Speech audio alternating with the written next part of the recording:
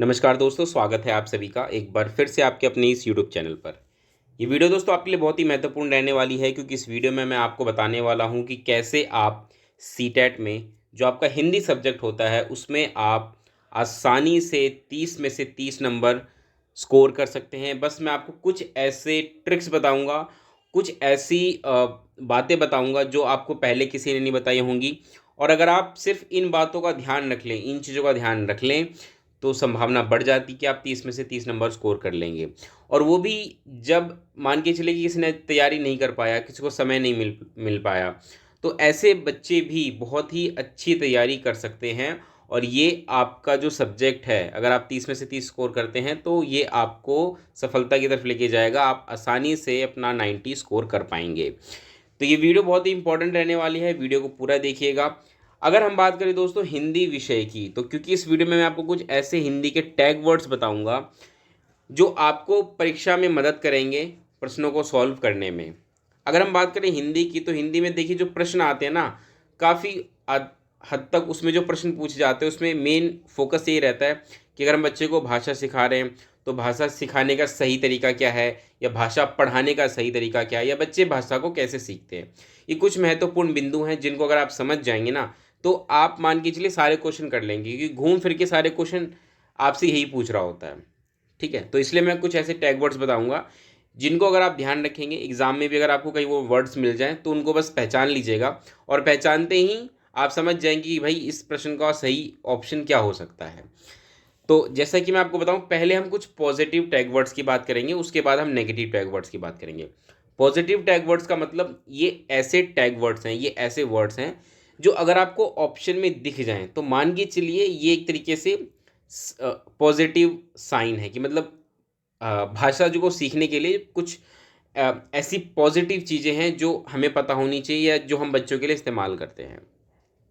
ठीक है, तो प्रश्नों का आपको ध्यान रखना है। कई बार क्या होता है कि ये पॉजिटिव वर्ड्स भी आपको मिल सकते हैं ऑप्शन में, इसके बावजूद क्वेश्चन नेगेटिव फॉर्म में होता है। ठीक है, क्वेश्चन अगर पॉजिटिव फॉर्म में पूछा जाता है कि इनमें से कौन भाषा सिखाने का सही तरीका है, मान के चलिए ये एक पॉजिटिव सेंटेंस है और उसमें फिर ऑप्शन दे दिए जाते हैं कुछ इस प्रकार से, जिसमें कि मान के चलिए आपको एक शब्द दिया जाता है भाषा प्रयोग के अवसर, और बाकी ऑप्शन ऐसे दे दिए जाते हैं कि भाई भाषा का सीमित प्रयोग या बच्चों की पारिवारिक भाषा का ध्यान न रखना। तो अगर ये शब्द मिल रहे हैं लेकिन आप देखिए क्वेश्चन पॉजिटिव में है, तो क्वेश्चन पॉजिटिव में है तब तो पॉजिटिव टैग वर्ड सही से काम करते हैं। लेकिन अगर क्वेश्चन ही नेगेटिव बन जाए तो वहाँ पे थोड़ा सा आपको दिमाग अपना इस्तेमाल करना पड़ेगा। लेकिन मोटा मोटी चीज़ ये है कि जब भी आपको ये कुछ पॉजिटिव वर्ड्स दिखाई दे, पॉजिटिव टैग वर्ड्स दिखाई दे, तो ध्यान रखिएगा ये बच्चों के लिए सही होती हैं, बच्चों के विकास के लिए, भाषा सीखने के लिए ये सारी चीज़ें सही हैं। तो इन वर्ड्स को ध्यान में रखना है। अभी मैं जैसे जैसे आगे बढ़ूंगा ना, आपको चीज़ें और अच्छे से क्लियर होती जाएंगी। जैसे कि यहाँ पे क्या रहेगा, भाषा प्रयोग के अवसर, ये पॉजिटिव टैग वर्ड्स है। जब भी आप सीटेट में हिंदी को सॉल्व करेंगे तो वहाँ पे अगर आपको कहीं भी दिख जाए जिस ऑप्शन में लिखा हो कि बच्चों को भाषा प्रयोग के अवसर दिए जाने चाहिए, तो इसका मतलब ये पॉजिटिव है, बच्चों के लिए सही है। फिर आपको देखना है कि प्रश्न किस प्रकार से पूछा गया। अगर पॉजिटिव में पूछा गया तब तो ठीक है, लेकिन नेगेटिव सेंस में पूछ लिया गया तो आपको वहाँ पे थोड़ा सा दिमाग लगाना है। इसके अलावा और कौन कौन से पॉजिटिव हैं कि भाषा अर्जन सहज और स्वाभाविक होनी चाहिए। इसका अर्थ क्या है कि बच्चे जब भाषा सीखें तो सहज और स्वाभाविक रूप से सीखें। ऐसा नहीं कि बच्चों को भाषा एक विषय के रूप में पढ़ाई जाए, बच्चों को भाषा ऐसे पढ़ाई जाए कि बच्चे क्लासरूम में अपने आप ही भाषा सीख रहे हैं। इतने अवसर पैदा कर दें आप बच्चों के लिए भाषा सीखने के कि वो भाषा सीखना एक सहज प्रक्रिया बन जाए, स्वाभाविक प्रक्रिया बन जाए। इसके अलावा प्रोत्साहित करना जब भी जहाँ पे भी दिखे तो वो पॉजिटिव टैग वर्ड्स है। इसका अर्थ ये है कि बच्चों को हमें भाषा सीखने के लिए प्रोत्साहित करना है, बच्चे अपने आप को अभिव्यक्त करें, इसके लिए हमें बच्चों को प्रोत्साहित करना है, ना कि हतोत्साहित करना। हतोत्साहित नेगेटिव टैग वर्ड्स होता है, लेकिन प्रोत्साहित क्या है, पॉजिटिव टैग वर्ड्स है। भाषा सीखने की क्षमता जन्मजात होती है, ये कई बार सवाल आ जाता है डायरेक्ट, और ये नोम चॉम्स्की ने खुद ही कही थी ये बात कि भाई जो भाषा सीखने की जो प्रक्रिया होती है ना वो जन्मजात ही होती है। मतलब कि बच्चा जन्म से ही भाषा सीखने को लेकर के पैदा होता है, उसमें ये क्षमता पहले से होती है। अगला है मातृभाषा को स्वीकार करना। एक शिक्षक को बच्चे की मातृभाषा को स्वीकार करना चाहिए। तो मातृभाषा को स्वीकार करने की बात आए तब भी ये एक पॉजिटिव टैग वर्ड्स है। अगला, लेखन, लेखन के बारे में कई बार सवाल आ जाता है कि भाई लेखन से संबंधित, तो वहाँ पे ध्यान रखिएगा लेखन हमेशा विचारों की अभिव्यक्ति की बात हो तो अच्छी बात है कि भाई विचारों की अभिव्यक्ति होती है। इसके अलावा मौलिक विचार, यानी कि जब बच्चा लिख रहा है, लेखन कर रहा है, तो उसमें वो मौलिक विचार डाले, कहीं से कॉपी पेस्ट ना करे, ठीक है। इसके अलावा बाल साहित्य की जब भी बात होगी भाषा में, तो वो एक पॉजिटिव टैग वर्ड्स होता है, क्योंकि बच्चे भाषा के सीखने का सबसे अच्छा और बेस्ट तरीका होता है बाल साहित्य। इसके अलावा अवसर, जैसा कि हमने पहले भी कहा कि बच्चों को ज़्यादा से ज़्यादा अवसर दिए जाने चाहिए। जो बच्चा जितना ज़्यादा बच्चों को अवसर दिया जाएगा, भाषा उतनी ही अच्छी बच्चा सीख पाएगा। इसके अलावा प्रिंट समृद्ध माहौल, प्रिंट समृद्ध माहौल का मतलब ये होता है कि क्लासरूम के अंदर बच्चों के सामने दीवारों पे या हर जगह बच्चों को बहुत सारी प्रिंट सामग्री उपलब्ध होनी चाहिए, जिससे कि बच्चे चीज़ों को देखे पढ़े। अक्षर, तस्वीरें नज़र आएंगी, उसके साथ अक्षर होंगे, तो बच्चा जल्दी सीखेगा। खासकर जो पढ़ने वाली बात होती है, बच्चा जल्दी पढ़ना सीखेगा। तो इसीलिए प्रिंट समृद्ध माहौल जो होता है वो बच्चे के लिए बहुत ही अच्छा होता है। अच्छा, अवसर यहाँ पे दोबारा रिपीट हो गया अवसर, यहाँ पे यही पॉजिटिव टैग वर्ड्स हैं, ठीक है। अब हम आते हैं कुछ नेगेटिव टैग वर्ड्स पे।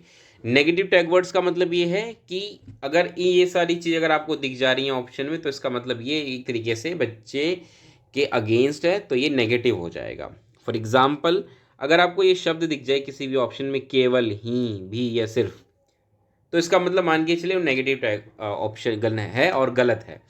फॉर एग्जाम्पल, जैसे अगर मैं कहूँ कि भाषा सीखने की क्षमता केवल लड़कों में ही अच्छी होती है, तो यहाँ पे केवल आ गया, तो इसका मतलब क्या है, ये कि नेगेटिव है। यह सिर्फ लड़कियां ही जल्दी पढ़ना सीख पाती हैं, तो यहाँ पे सिर्फ आ गया, तो ये भी नेगेटिव टैग वर्ड्स हैं। तो इसका मतलब क्या है कि ये ऑप्शन गलत हो जाएंगे। इसी प्रकार से वैज्ञानिक शब्दावली की जब भी बात होगी ऑप्शन में, वैज्ञानिक शब्दावली का अर्थ होता है कि हम बच्चों को पढ़ाते समय बहुत ही कठिन टेक्निकल वर्ड्स यूज़ करें, तो गलत होता है। तो वैज्ञानिक शब्दावली नेगेटिव टैग वर्ड्स में आ जाता है। बच्चों को जब भी स्मरण करना, याद करना या कंठस्थ करना कहा जाए किसी भी ऑप्शन में, तो वो नेगेटिव हो जाएगा, वो ऑप्शन गलत माना जाएगा। भाषा सिखाने के लिए जब भी कहा जाए कि भाई पाठ्य पुस्तक पर बल देना है, तो वो भी गलत है, वो भी नेगेटिव टैग वर्ड्स में आ जाएगा। जब भी मानक भाषा पर बल देने की बात की जाए, मानक भाषा मतलब स्टैंडर्ड लैंग्वेज, भाषा के भी कई रूप हो जाते हैं, एक होती है मानक भाषा और एक होती है आम लोकल, जो लोग बोल रहे होते हैं। तो उसमें क्या होता है कि जब भी कोई भाषा आम आदमी द्वारा लोकल तरीके से बोली जाती है तो मिक्सअप हो जाती है, तो भाषा का जो स्टैंडर्ड होता है वो अलग हो जाता है। लेकिन मानक भाषा मतलब व्याकरणिक रूप से बिल्कुल सही हो, इस प्रकार की भाषा। तो मानक भाषा पर जब भी बल देने की बात की जाएगी तो वो नेगेटिव टैग वर्ड में आएगा। ऐसा इसलिए है कि छोटे बच्चे भाषा सीख रहे हैं और इस दौरान बच्चे इस भाषा को बोलना, समझना, लिखना सीख जाए, ये महत्वपूर्ण होता है। व्याकरण का ज्ञान या मानक भाषा ये सब शुरुआत में नहीं होती, तो इसलिए जब भी इस तरह की बात हो कि मानक भाषा पर बल देना है, तो वो नेगेटिव टैग वर्ड्स में आ जाएगा। अगला है, जब भी बात हो मातृभाषा को हतोत्साहित करना, तो मैंने अभी बताया था कि मातृभाषा को बच्चे का सम्मान करना चाहिए, बच्चे की मातृभाषा का सम्मान करना चाहिए। हतोत्साहित करने की बात होगी तो वो नेगेटिव टैग वर्ड्स में आ जाएगा, तो वो गलत हो जाता है। अच्छा वैज्ञानिक, इस वीडियो को दोस्तों इतना ही रखते हैं। कैसी लगी वीडियो बताइएगा। उम्मीद है आप ये सारे इंपॉर्टेंट टैग वर्ड समझ गए होंगे, और जब परीक्षा भवन में जाएंगे, जब एग्जामिनेशन हॉल में जाएंगे और वहाँ पे जब आप प्रश्न पत्र देखेंगे, तो जब भी हिंदी के प्रश्न आप सॉल्व करें, तो इन शब्दों को जब भी देखें ना, तो ध्यान रखें कि आपको किस प्रकार से पहचान करना है कि ये ऑप्शन सही है या ऑप्शन गलत है। और मुझे उम्मीद है ये वीडियो आपके लिए काफ़ी हेल्पफुल भी रहेगी। ये वीडियो कैसी लगी बताइएगा, दोस्तों तक लाइक शेयर करिएगा, अपने वैल्यूएबल कमेंट दीजिए, चैनल को सब्सक्राइब करिए। मिलते हैं अगली वीडियो में दोस्तों, तब तक के लिए नमस्कार, धन्यवाद।